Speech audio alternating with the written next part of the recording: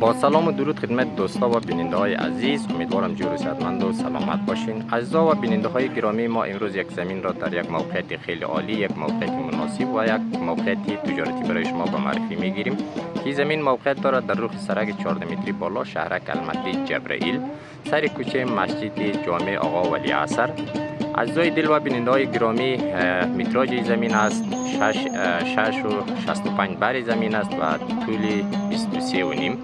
و فعلا هم دو دانه دکان عکاسی سنگ تخت و بندر و دکان آقای محمدی موقعیت داره و این دکان ها مربوط به همین زمین میشه.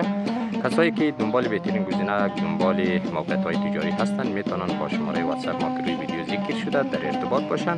البته نگفتن نماند که این زمین با خانه و یا زمین موقعیت خوب باشه هم معامله میشه.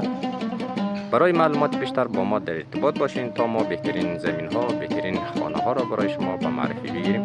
با تقدیر و تشکر از اینکه همیشه با ما هستین و ما را دنبال میکنید.